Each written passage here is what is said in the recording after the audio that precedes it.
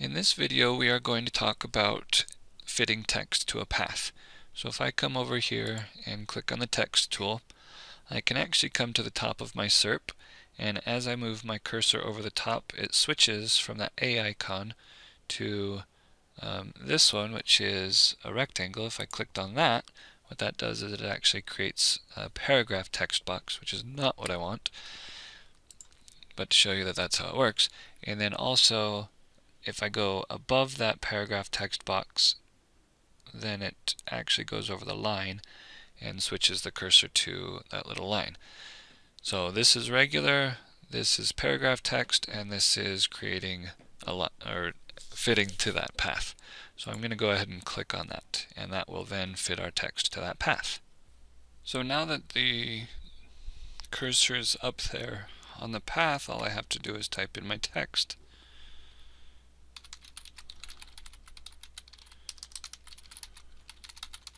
As you can see, as I type, it fits along that path, and I'll hit F4 to zoom out to everything so that you can see it a little bit better. On a large stone or a very simple shape like this, it works really well. The problem is when you get into complicated shapes, and I'll show you here. If I just keep typing, and I'll just do gibberish here, but as I keep typing, it will go and move itself around that path. So for things like fitting text to the SERP of your die, that works and is pretty simple. You can click on the shape pick tool, and click and drag down, and it will then move that how you want to. You can also type in numbers here for how much from the distance from that path. If you wanted it to be 3 inches away, you could type in 3. It's got the ability there for typing in that offset number and your distance from path number. Or you can just do it interactively and drag it down. If you've got if you're interactively doing it, you can see that below the text it actually says 0.75 inches, 0.875 inches, 1 inch, so it's giving me 1/8 inch increments there that it's snapping to. That works out pretty well. The problem is when you do something like this, where it's the inside of scrolls or rings or something and you want to fit to that path. If I just take my text tool and come in here and click right there and say 1946, that's not too bad, but it's not where I want it to be. I want it to be on the inside. There's options up here where you can mirror that text horizontally and mirror that text vertically so that it's now facing the right direction. But if I wanted to change the size of the text, as soon as I start dragging it up, you can see the preview is actually jumping it to different places, and I just hit Control-Z to undo. But that's because this is a very complex, it's not very complex, but it is a complex path. If I undo all that and just get back to my rings to begin with, I'm going to hit Control-K, and each of these is its own path, but when they're all combined together, they become subpaths of our whole. And so when you're trying to fit to this, it then starts trying to fit all the way around, which is not what we want it to do.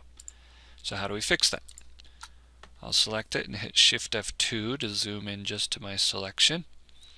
And using the shape tool, I can click on a node here, and I can hold Shift and click on a node here, and what it does is it selects all of the nodes between those two clicks. However, it selected these top nodes and not the bottom ones. I want the bottom ones. Still holding Shift, I'll just go ahead and click on it again, and that way it will reverse the direction and choose these ones down below instead of the ones on top. So I've got those 4 nodes selected. I'll hit Control-C, which will copy them, and then I'll hit Control-V, which will paste them. And that gives us a brand new line that is just a single line, not connected to the rest of the path. So then I can click on here and can say maybe together,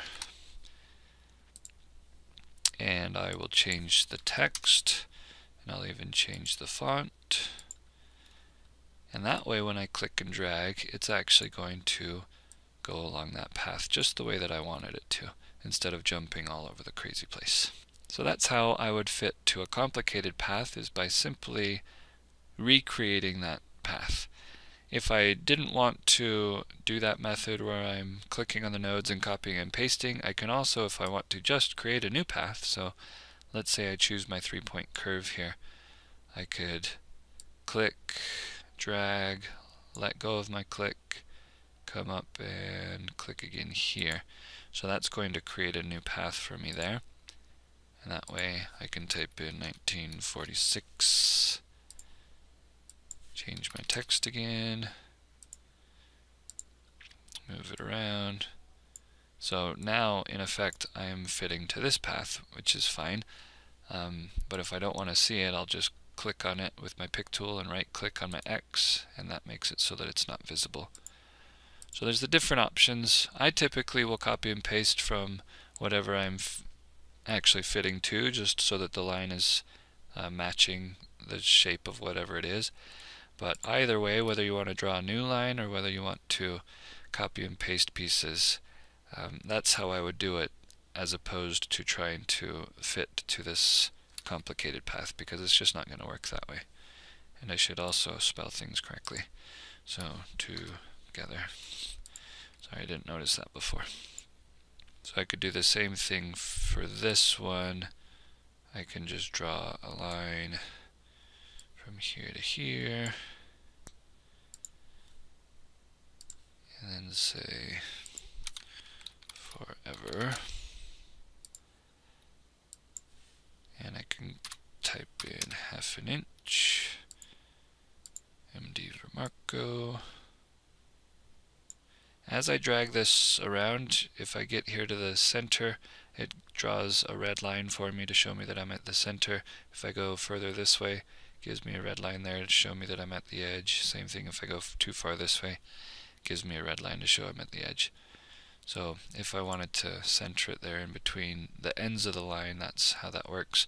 But you can see that there's more space here than there is here, and that's because the way that I drew my line, which is normally why I would copy and paste.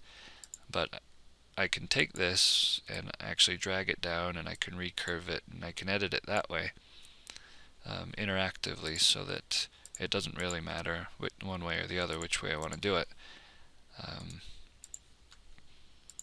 But you can fudge and move things around that way. One good thing is that if we go to the wireframe, I can actually see this line here, and I can see this line here. So when it comes time to cutting, I know I need to pull those lines out in order to cut correctly. If I do the copy and paste method, this line is actually exactly on top of the other one, so I run the risk of getting duplicated lines. Because when it comes time to actually cutting this on your plotter, you would select everything and go to your plot page, and now we can see right here that we've got overlapping lines. So I just click on those and hit delete. It breaks it apart for you from the curve. You just have to know that there's one there, and we'll click on that and delete it. This one, we didn't have an extra line, so there's no need to delete anything up there on the top. But that's how that works. If we go back to the original, this is always going to be attached now to that curve until we go up to Object, and we actually have to select the path itself, then go up to Object and say Break Text Apart, or Control K. Once it's broken apart, then that text can be moved anywhere I want, and it's not going to try to fit to that path anymore. It'll just stay the way that it is. But while it's still fit to that path, then it's all interactive that way. So if I save my design with the text already fit, then if I wanted to come back in later and change this text, then it's really easy to do. If I wanted to come in and change this text,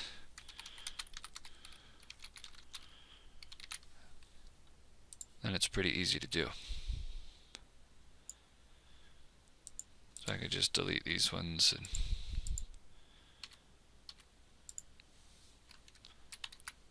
that sort of stuff. You can also, as it's fit to a path, you can change your kerning. So if I click and drag inwards, it's going to give me less space between everything. If I hold down Shift while I do that, then it's going to give me less space between space between words instead of between every character. And that way I can move this around and get it to fit a little bit better.